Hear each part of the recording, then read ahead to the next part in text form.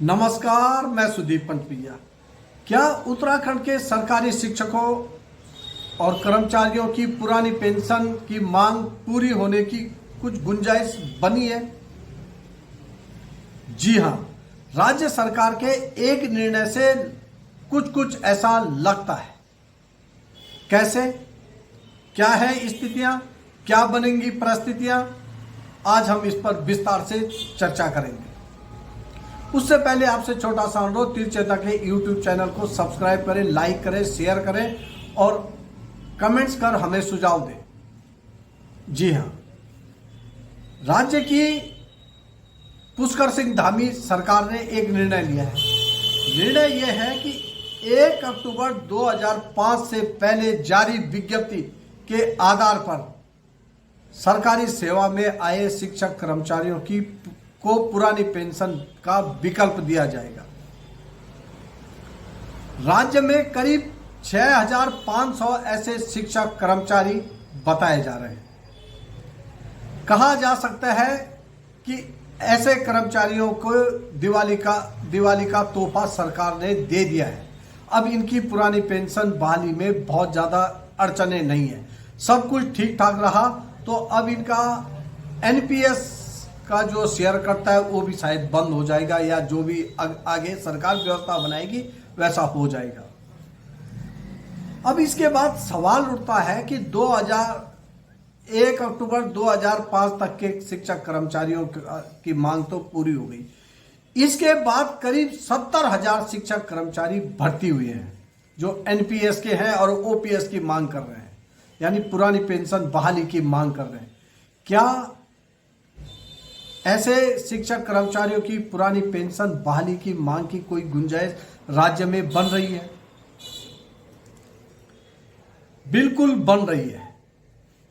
जिस प्रकार से देश भर के शिक्षक कर्मचारी पुरानी पेंशन बहाली की मांग कर रहे हैं, एनपीएस के विरोध में जैसे तर्क दिए जा रहे हैं, एनपीएस के जो परिणाम सामने आए हैं, एनपीएस की जो स्थिति है और ओपीएस को लेकर जिस प्रकार से मांग चल रही है, उससे लगता है कि राज्य में भी पुरानी पेंशन लागू होने की गुंजाइश लगातार बढ़ रही है। ये मांग पूरी तरह से विशुद्ध रूप से राज्य सरकार की पर आधारित है। इस पर केंद्र का कोई लेना देना नहीं है। कर्मचारी राज्य सरकार का है, लिहाजा राज्य सरकार को ही करना है। वो पेंशन देती है नहीं देती है। कुछ राज्यों ने दी है। 3 राज्यों में जो चुनाव हो रहे हैं, 3 राज्यों में जो विधानसभा चुनाव हो रहे हैं, मध्य प्रदेश, राजस्थान और छत्तीसगढ़, इनके चुनाव परिणाम देश भर में पुरानी पेंशन बहाली को लेकर बड़ा संकेत देने वाले हैं। इसकी वजह यह है कि झारखंड, राजस्थान और छत्तीसगढ़ में पुरानी पेंशन बहाल हो चुकी है, मध्य प्रदेश में नहीं है। मध्य प्रदेश में भाजपा का शासन है, राजस्थान और छत्तीसगढ़ में कांग्रेस का शासन है। यहां के जो भी चुनाव परिणाम रहेंगे वो देश भर में पुरानी पेंशन बहाली की उम्मीदों को और पंख लगा देंगे। भाजपा जीती तो क्या वो ऐसा करेगी कि राजस्थान और छत्तीसगढ़ में पुरानी पेंशन खत्म कर दे? संभव नहीं होगा। जीतने के बाद राजस्थान और छत्तीसगढ़ में पुरानी पेंशन देने वाली भाजपा क्या मध्य प्रदेश के कर्मचारियों को यह नसीहत देगी कि तुम्हें नई पेंशन ही मिलेगी? ऐसा नहीं होगा। ये मामला तकनीकी हो चुका है और देश का राजनीतिक सिनेरियो 2 पक्षों में बढ़ चुका है। विपक्ष इस बात की एडवोकेसी कर रहा है कि शिक्षक कर्मचारियों को पुरानी पेंशन दी जानी चाहिए। जहां जहां विपक्ष सत्ता में आया वहां उन्होंने ऐसा किया। खासकर कांग्रेस शासित राज्यों में, 3 कांग्रेस शासित राज्यों में पुरानी पेंशन बहाल हो चुकी है। इसमें हिमाचल, राजस्थान और छत्तीसगढ़ शामिल है। तो इस प्रकार से 3 राज्यों के जो चुनाव परिणाम होंगे वो काफी हद तक विभिन्न राज्यों में जहां पुरानी पेंशन बहाली की मांग शिक्षक कर्मचारी कर रहे हैं वहां के लिए उम्मीद लेकर आएंगे। जानकार भी कह रहे हैं कि ऐसा हो सकता है। अब राजनीतिक व्यवस्था या राजनीति के जानकार अर्थशास्त्रियों के तर्कों को भी बहुत ज्यादा तवज्जो नहीं दे रहे हैं।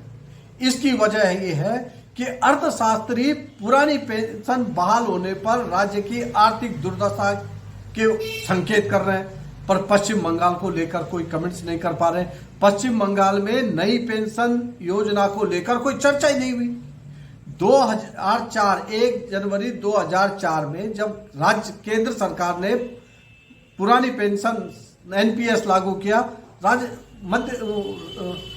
पश्चिम बंगाल ने इस पर गौर ही नहीं किया, वहां अभी भी है। तो इस प्रकार से एक देश में दो प्रकार की शिक्षक कर्मचारियों पर पेंशन की व्यवस्थाएं लागू हैं। शायद अब ये दोहरी व्यवस्था को रखना बहुत मुश्किल होगा। कम से कम जिस प्रकार से इसमें राजनीति हो रही है और शिक्षक कर्मचारी लगातार आंदोलन कर रहे हैं, मजबूती से अपना पक्ष रख रहे हैं, और अब उनके परिवार भी समझ चुके हैं कि इसके क्या गलत परिणाम, क्या दुष्परिणाम होने वाले हैं। नई पेंशन से उनको क्या क्या भुगतना पड़ सकता है। इसके बाद अब पुरानी पेंशन की मांग को दबाना, तर्कों से कुचलना, एनपीएस को और अच्छा बनाने के तर्क जैसे बातों से दबाया नहीं जा सकता। धन्यवाद।